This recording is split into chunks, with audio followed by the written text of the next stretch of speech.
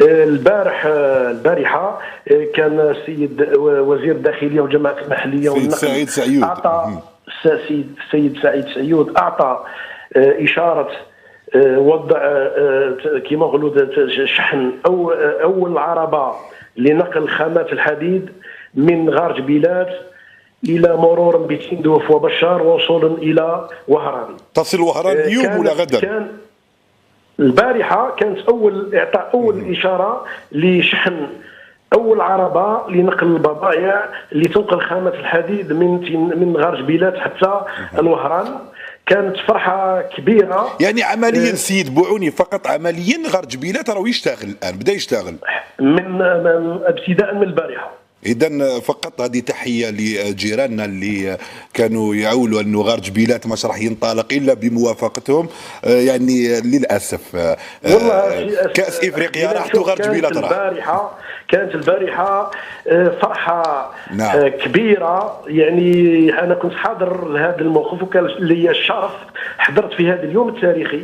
فرحة بين أوساط شركات الإنجاز وشركات الاستغلال وشركات النقل، عمال الشركة الوطنية لنقل السكك الحديدية وكل أعيان وسكان ولاية تندوف وسلطات محلية وسلطات عسكرية.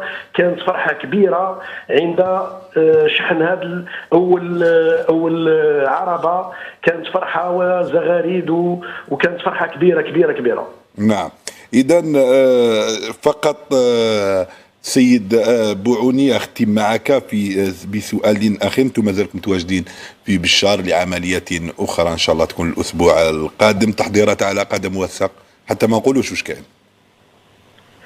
والله الكل مجند من أجل إنجاح هذا العرس اللي عرس تاريخي.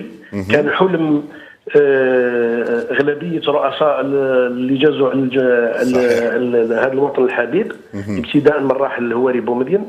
حنا رانا نعملوا كما نقولوا يد وحده، الوكاله الوطنيه للدراسات والمتابعه الاستثمارات في السكك الحديديه راني سريف، الشركه الوطنيه للنقل بالسكك الحديديه سانتياف، جميع شركات الانجاز، الشركه الوطنيه للحديد والصلب فيرال. رانا نخدموا رجل واحد. نعم. من اجل انجاح هذا المشروع الاستراتيجي اللي عنده ابعاد اقتصاديه هامه وافاق كبيره للبلاد.